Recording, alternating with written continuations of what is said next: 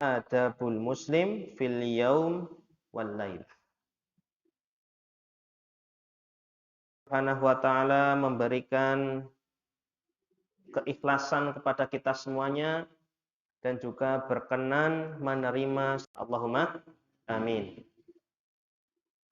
Jamaah rahimakumullah, sami sehat sedanten niki nggih, Bapak-bapak, Ibu-ibu. Alhamdulillah. Insyaallah pada malam hari ini kita akan kembali melanjutkan ya masih di tema yang sama, yaitu adab seputar tidur, nggih. Adab sebelum tidur dan adab bangun tidur. Karena kemarin kita baru membahas beberapa poin saja. Taksi kelingan apa mboten iki kinten-kinten? Insyaallah. Ada tes napa mboten jajal?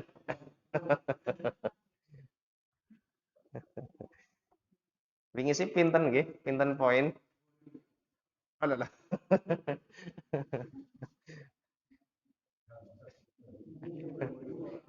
Weh, sekang jumlahe bae wis sejen iki.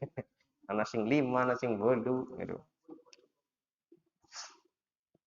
Nggih, sedereng kita lanjutkan, kita akan ulang kembali nggih seketik, mboten napa-napa untuk kembali mengingat apa yang telah kita pelajari di pertemuan sebelumnya.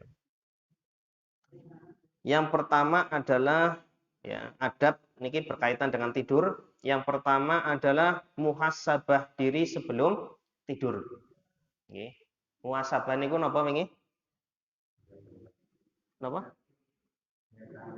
Ngetang-ngetang. Lah niki malah kula nembe angsal bahasa anyar niki, ngetang-ngetang. Ngetang-ngetang uripe. Cara madan bahasa kerennya ya introspeksi diri, introspeksi diri. Ketika apa yang kita lakukan pada hari tersebut bagus, ya kayak neta madan apik yang madan imannya lagi kuat, ngibadai sregep pada hari itu, ya maka kita bersyukur kepada Allah Subhanahu wa taala. Adapun nek dietang-etang nggih, kerasane kok kayane aduh nyongke akeh dosane dina kiye ngaten nggih. Maka apa yang dilakukan?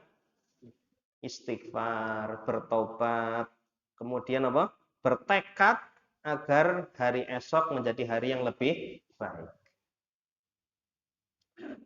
Kita ya matan angel apa mboten iki?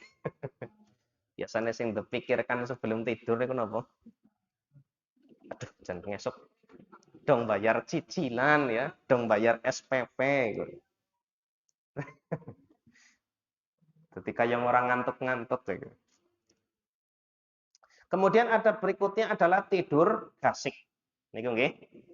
Kecuali ada hajat atau keperluan. Semisal nopo? Wingi contohnya rapat, nggih, pengajian misal atau hal-hal yang bermanfaat lainnya. Ya. Atau mungkin ngobrol dengan istri dulu ya. Atau mungkin ngomong bocah rin misal, ini tidak mengapa. Selama ada kebutuhan tidak mengapa. Tapi kalau tidak ada pegawaian, nggih, apalagi anak muda nganggur dolanan game-game mantok, maka ini sebaiknya tidur gasik. Sehingga manfaatnya apa? Bisa bangun lebih gasik. Bisa untuk ibadah ya malam dan sholat subuh tidak ketinggalan. Kemudian ada berikutnya adalah berwudu terlebih dahulu sebelum tidur. Kemudian yang berikutnya adalah yang keempat, napa? Ya, menyapu atau apa jenenge? Membersihkan tempat tidur ya sebelum digunakan. Ya bisa dengan sapu lidi apa dengan sarung nggih. Kalau di dalam hadis kemarin kita sebutkan contohnya dalam menggunakan kain ya atau sarung. Nah, maka sekarang kita bisa gunakan alat-alat yang sudah tersedia ya seperti sapu dan sebagainya, itu tidak mengapa. Yang penting tujuannya adalah membersihkan tempat tidur.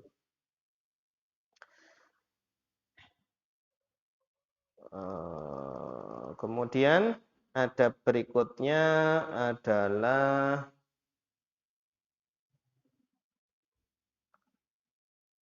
posisi tidurnya nanti ya disiapkan napa miring kanan nggih, dan tidak boleh tengkurap.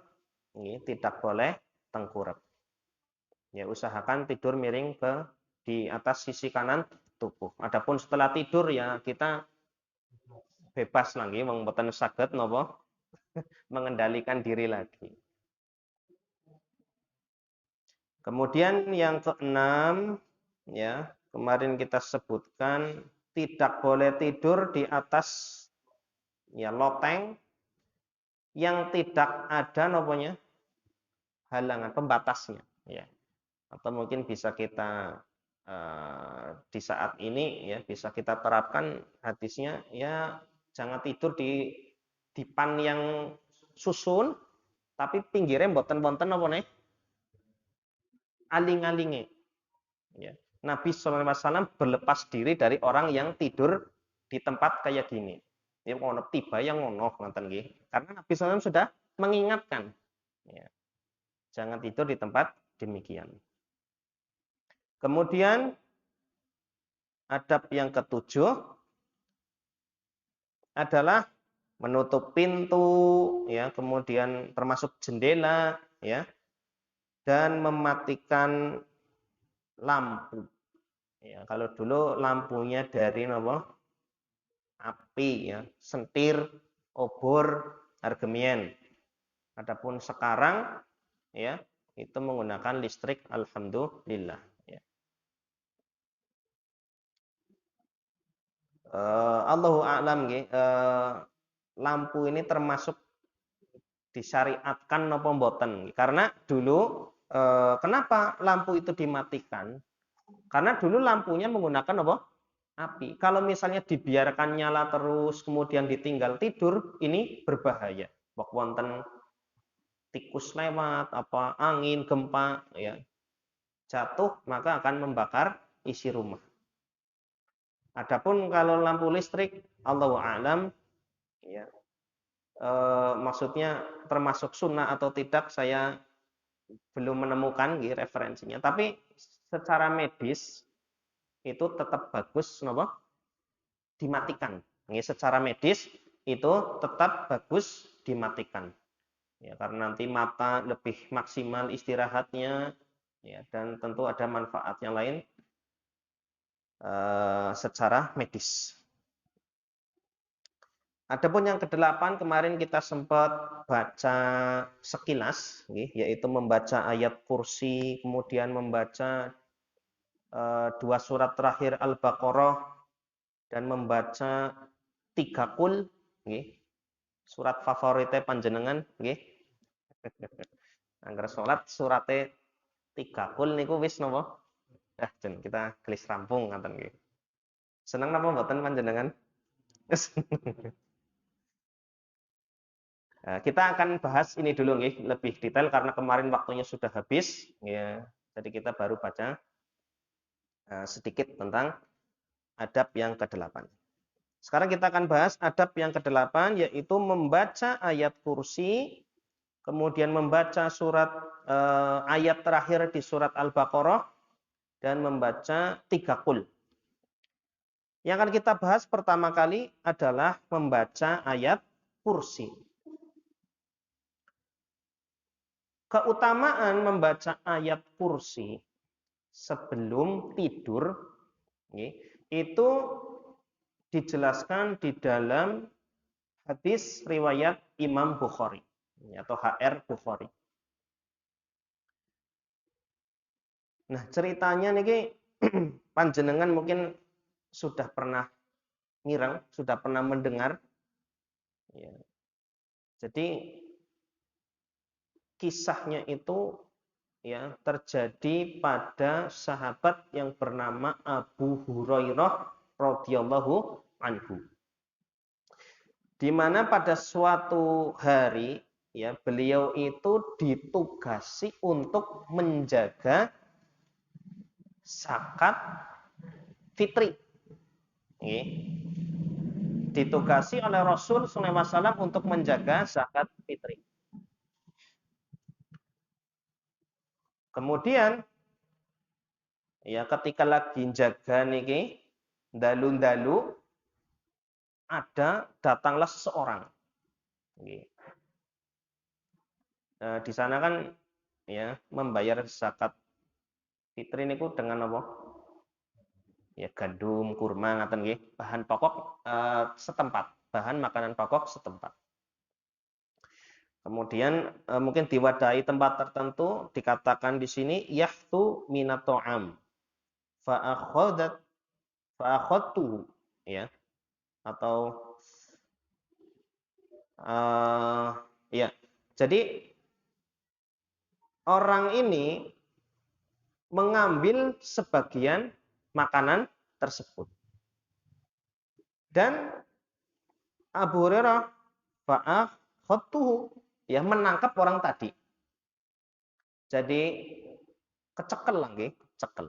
Kemudian Abu Hurairah mengatakan la arfa'annaka ila Rasulillah sallallahu alaihi wasallam. Ya. Akan aku laporkan kamu kepada Rasul sallallahu alaihi wasallam. Kemudian orang tadi ya yang mencuri bahan makanan pokok ya yang dikumpulkan untuk zakat fitri mengatakan inni muhtajun wa alayya iyalun wa li hajatun syadidah. Aku ini orang yang butuh. Aku punya keluarga yang membutuhkan makanan. Sehingga aku ini benar-benar sangat membutuhkan makanan ini. Nah, sehingga Abu Hurairah merasa kasihan. Nggih. Wong jarane wong butuh yang wis lah ora apa-apa. Dan sebagian ulama menjelaskan kenapa ini Abu Hurairah mengizinkan. Ini karena punya anggapan ini orang nanti akan mengembalikan. Jadi ini kan zakat fitri yang wajib ditunaikan. Ketika ada orang yang ngambil kemudian dibiarkan ini dengan anggapan nanti akan dikembalikan. Karena ini pengumpulannya masih beberapa hari sebelum apa? Hari Id, hari rayanya. Jadi masih ada beberapa hari. Nah, kemudian ketika di pagi hari ya Nabi SAW bertanya kepada Abu Hurairah, apa yang dilakukan oleh tawananmu semalam? Ya. Allah nih hadisnya menyebutkan demikian langsung. Ya mungkin Nabi SAW mendapatkan wahyu tentang kejadian semalam, jadi langsung tanya kepada Abu Hurairah, apa yang dilakukan oleh tawananmu semalam? Kemudian Abu Hurairah menjelaskan, ya Rasulullah, orang tadi orang semalam itu ya ketika ditangkap mengatakan beliau orangnya itu apa? Sedang butuh. Punya keluarga sehingga aku merasa kasihan. Sehingga tak biarkan lolos dulu. Kemudian Nabi SAW bersabda, ya, amma innahu qad kadzabaka wa sayaudu. Sesungguhnya orang semalam itu telah membohongi dirimu dan nanti dia akan datang lagi. Nah, kemudian itu malam yang pertama. Kemudian malam yang kedua, ya, Abu Hurairah yakin bahwasanya ini yang mengabari kan Nabi sallallahu alaihi wasallam. Beliau yakin ini pasti akan kejadian beneran, orang tadi akan datang lagi. Nah, kemudian Abu Hurairah waspada, mengintai lagi nih, jangan-jangan akan datang nih.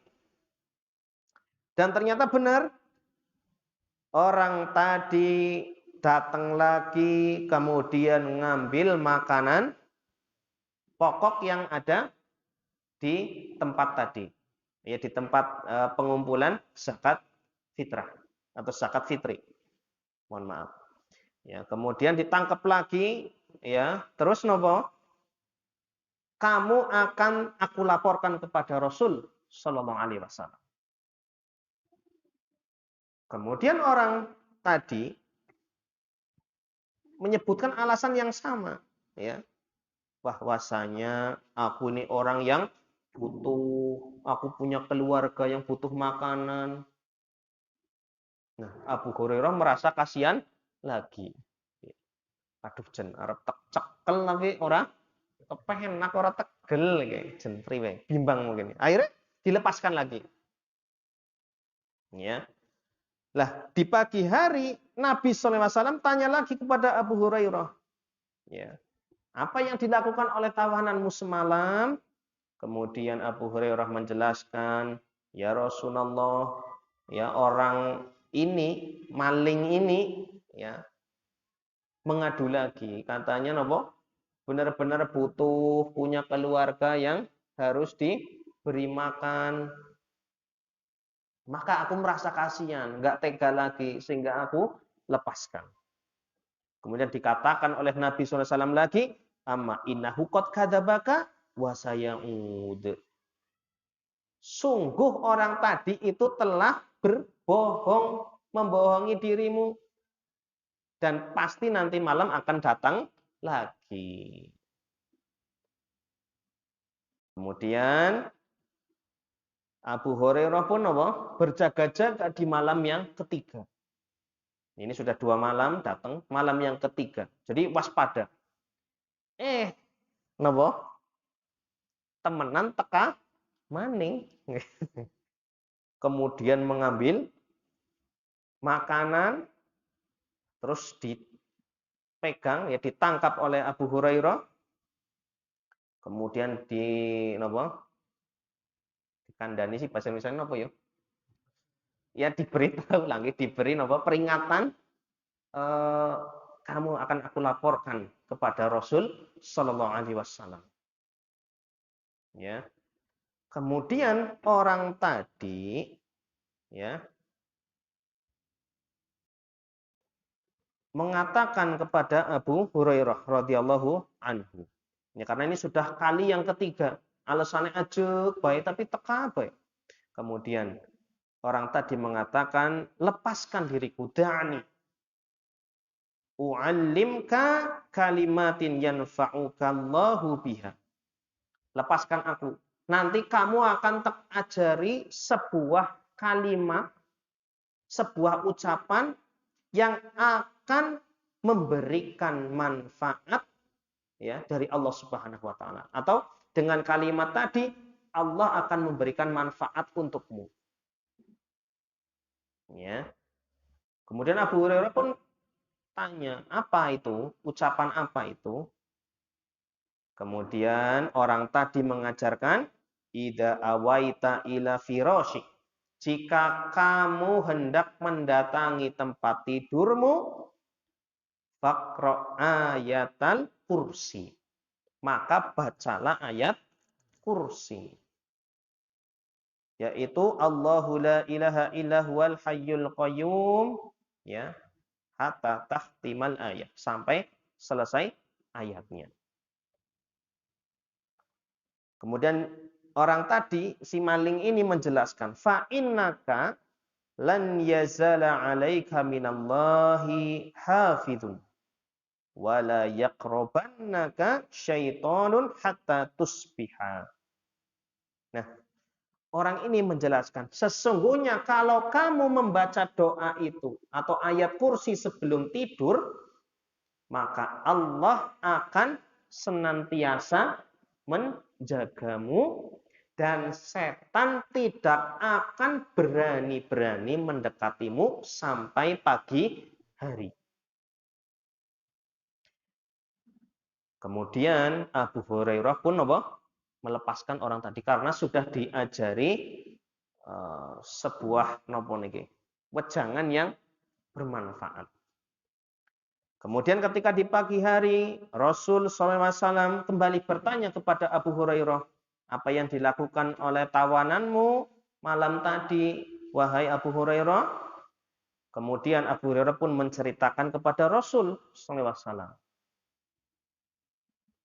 Nah, Diceritakan orang tadi, maling tadi, ya, semalam itu mengajarkanku kepadaku sebuah ucapan atau doa, ya, yang Allah akan memberikan manfaat kepadaku dengan kalimat tadi. Sehingga aku pun melepasnya. Terus ditanya oleh Nabi SAW, apa itu? Ya.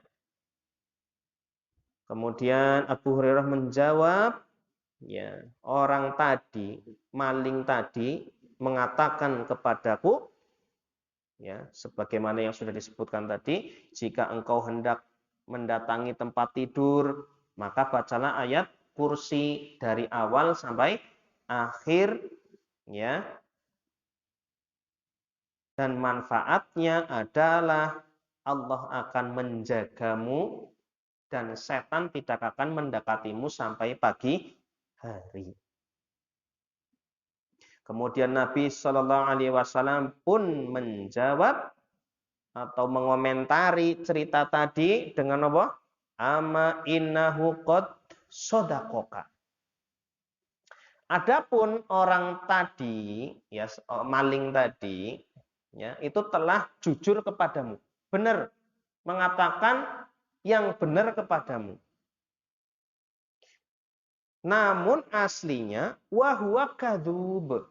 Padahal aslinya maling tadi itu kadzub, tukang dusta. Ta'lamu man tukhatibu mundu salasi layalin ya Aba Hurairah. Apakah kamu tahu siapa yang diajak bicara olehmu selama 3 malam tadi? Ya. Kemudian Abu Hurairah mengatakan, saya tidak tahu. La. Kemudian Nabi Sallallahu Alaihi Wasallam menjelaskan siapa orang tadi. Daka asyaiton. Ya. Daka syaiton. Ya. Jadi maling yang menyerupai berubah wujud jadi manusia, ngambil makanan, ya, selama 3 malam, Abu Hurairah tidak tahu siapa sebenarnya, ya, wujud asli orang tadi. Kemudian di akhir kisah di hadis ini baru dijelaskan bahwasanya orang itu adalah perwujudan dari apa? Setan. Ya, hadis ini diriwayatkan oleh Imam Bukhari. Jadi, Bapak Ibu sekalian rahimakumullah, di dalam hadis yang cukup panjang tadi, kita bisa mengambil beberapa pelajaran. Ya. Yang pertama adalah bahwasanya, ya, kita disyariatkan untuk membaca ayat kursi sebelum tidur. Jelas. Karena keutamaannya napa wau? Yang pertama, dijaga sama Allah. Kemudian yang kedua, setan tidak akan mendekati orang yang membaca ayat kursi sebelum tidur sampai pagi hari. Keutamaan dijaga oleh Allah Subhanahu wa taala ini keutamaan yang luar biasa Bapak Ibu sekalian. Ya, karena umum niki nggih tidak dijelaskan dijaga dari nopo, ya. Tidak, pokoknya dijaga sama Allah. Berarti ini bisa mencakup semua jenis penjagaan. Ya. Baik itu gangguan yang sifatnya jasmani, fisik, ya, ataupun ukhrawi yang berkaitan dengan roh kita. Ya. Kita bisa selamat dari nopo misalnya tidur ini kita berpotensi mengalami madorot nopo niki. Nopo? Biasanya selama tidur ya mbok ana kewan nggih misalnya, ya. Ada hewan nyokot kita ketika tidur kita nggak kerasa, ya, atau mungkin naudzubillahi min dzalik, ya, kurugan apa misalnya. Itu kan kita tidak bisa nopo? Melindungi diri ketika tidur. Nah, ketika kita baca ayat kursi, kita akan dijaga oleh Allah Subhanahu wa taala dari hal-hal yang demikian. Kemudian setan juga nggak akan mendekati orang yang baca ayat kursi sebelum tidur. Gangguan setan ketika tidur itu apa mawon? Nah, mimpi buruk itu. Itu mimpi buruk berasal dari setan. Ya, panjenengan dikejar-kejar oleh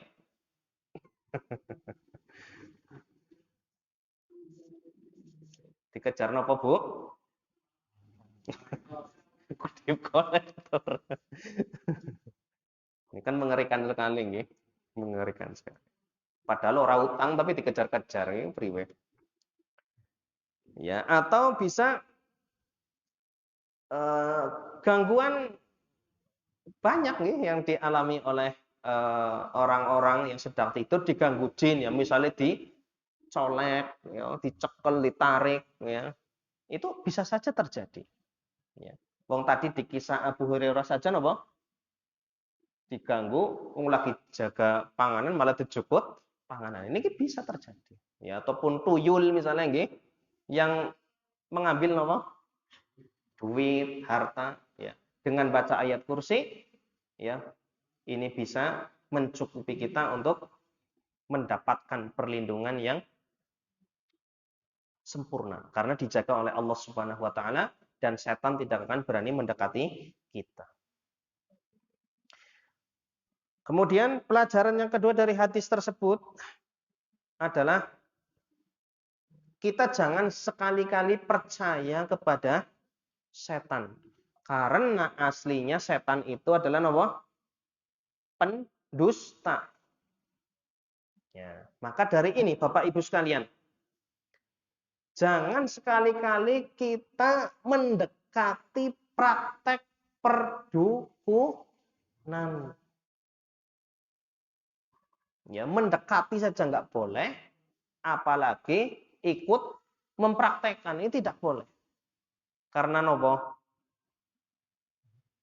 Karena perdukunan, sihir itu kerjasamanya dengan sinten? Setan. Dan setan itu aslinya nopo? Pendusta. Orang kena dendel. Nah, karena nanti nggih, pasti setan ini akan mengarahkan ya baik yang jadi pasiennya ya atau yang jadi dukunnya, ini semuanya akan dilomboni oleh setan itu pasti ya,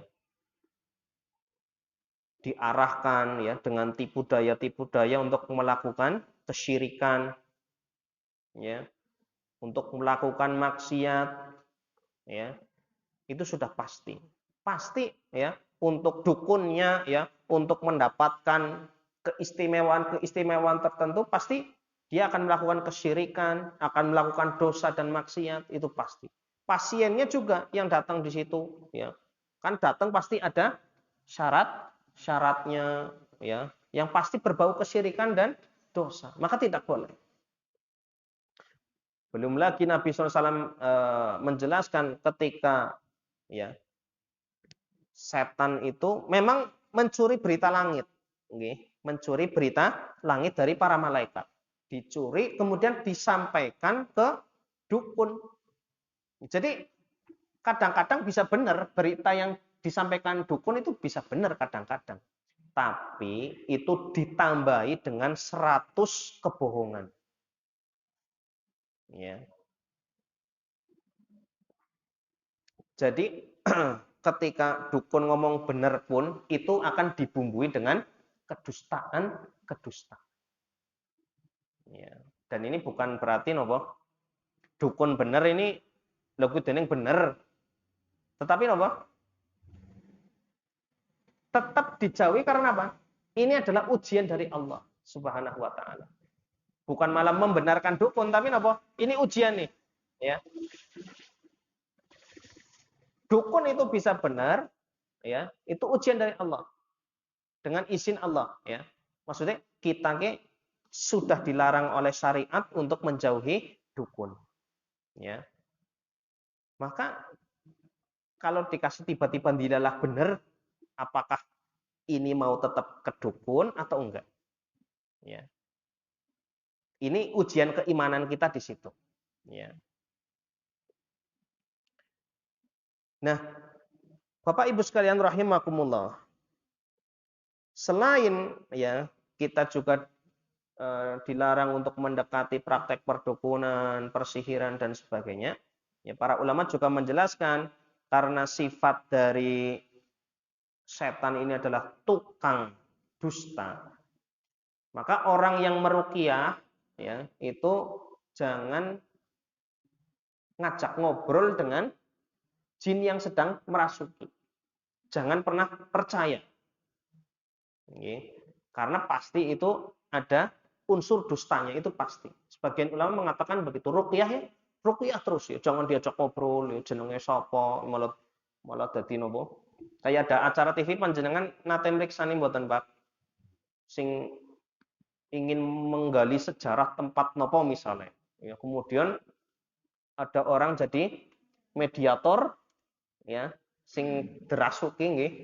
Mengko setelah kesurupan ditakon-takoni. Ya ini tidak boleh karena nopo? Percaya-percayaane karo nopo?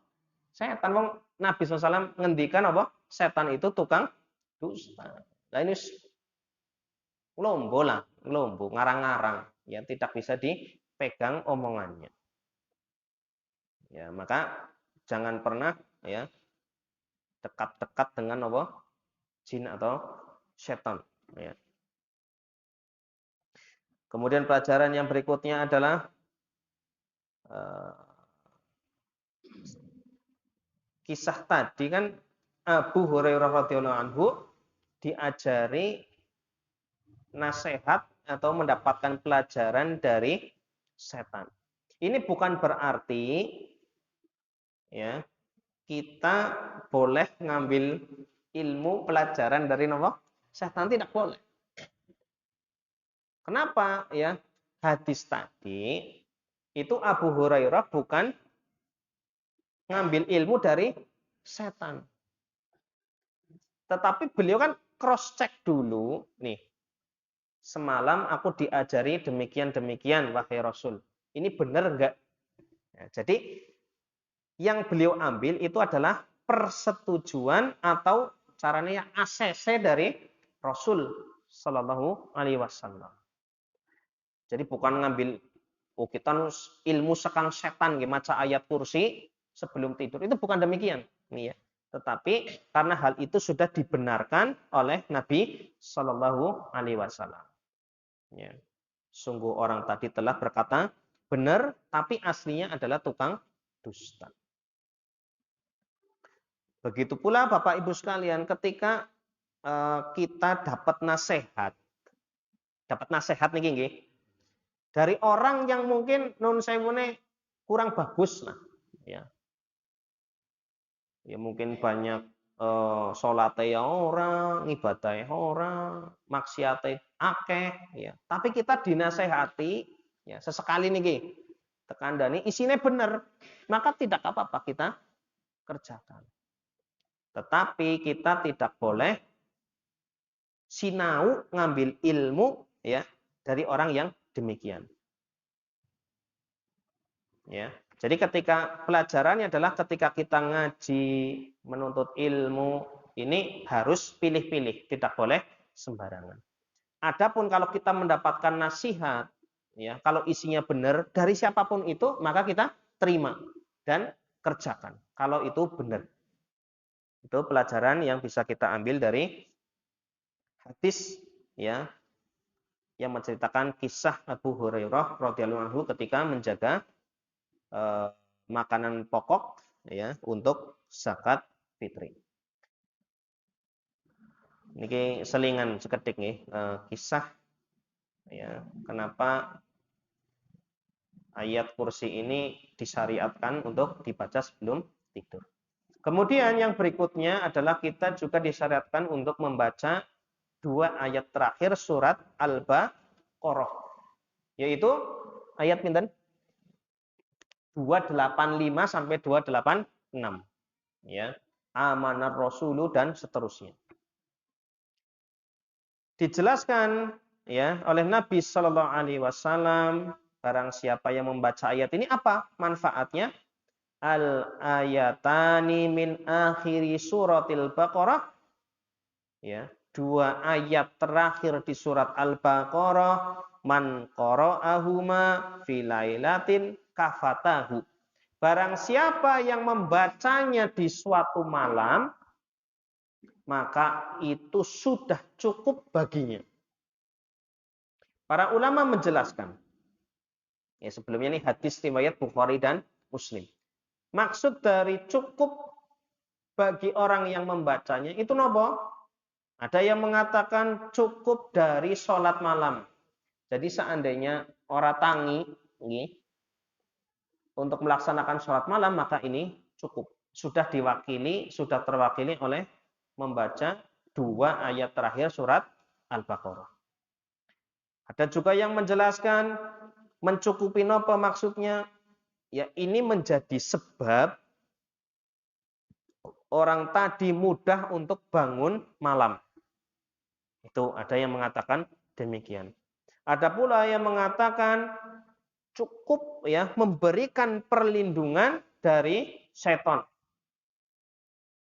Ada pula yang mengatakan cukup untuk menjaga orang tadi ya dari berbagai penyakit atau keburukan-keburukan.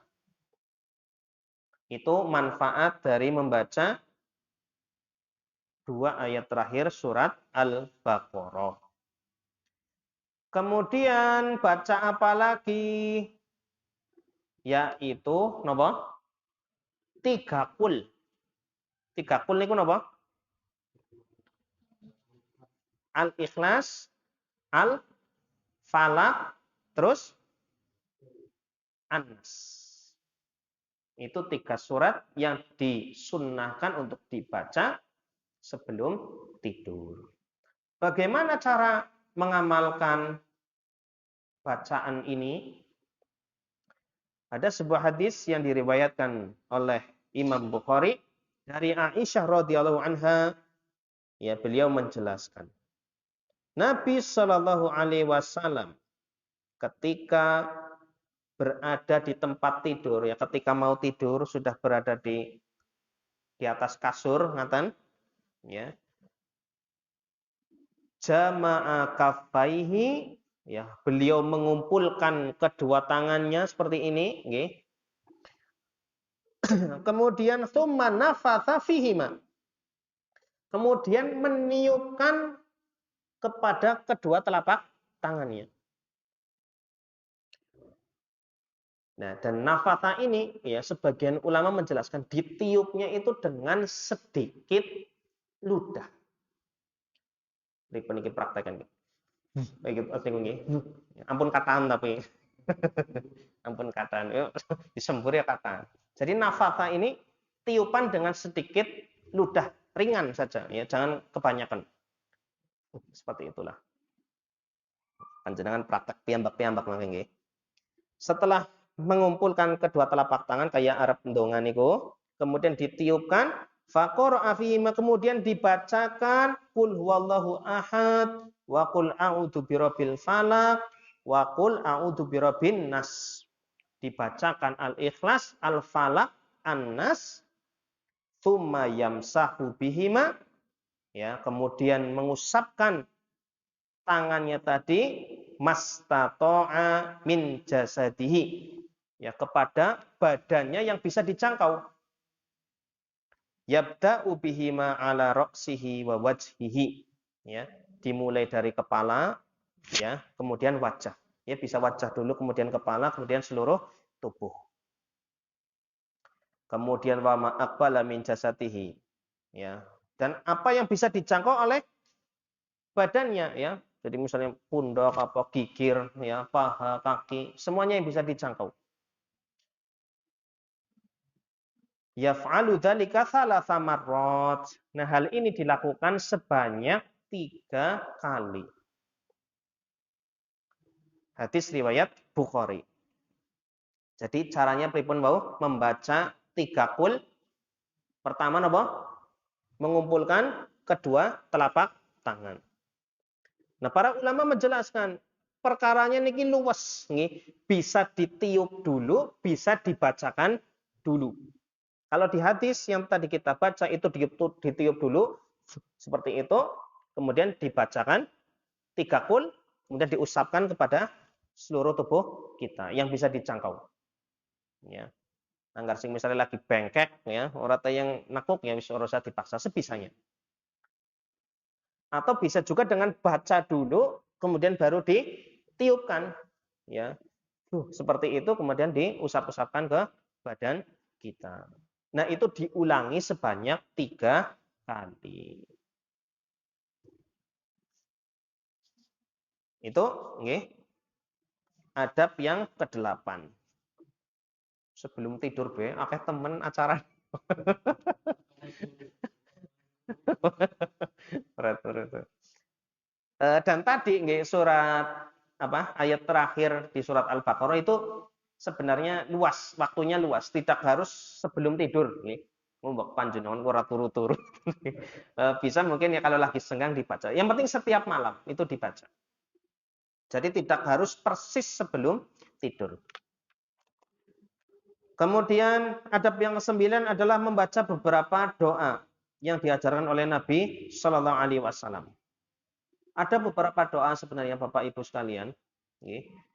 Di sini disebutkan contohnya. Allahumma kini adzabaka yauma tab'atsu ibadak. Ya Allah, jagalah aku dari azabmu pada hari di mana engkau membangkitkan para hambamu. Ini dibaca 3 kali.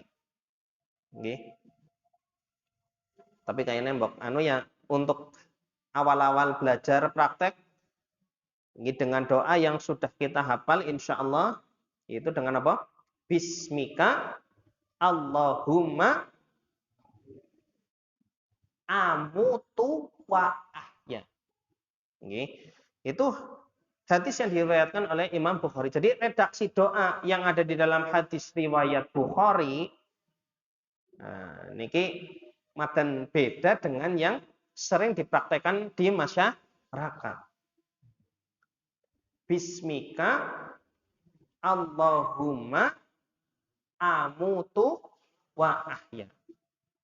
Dan ini yang lebih pas sesuai keadaan. Karena artinya apa? Dengan menyebut namamu ya Allah, aku mati dan aku hidup. Karena orang yang mau tidur itu seperti orang yang mau mati.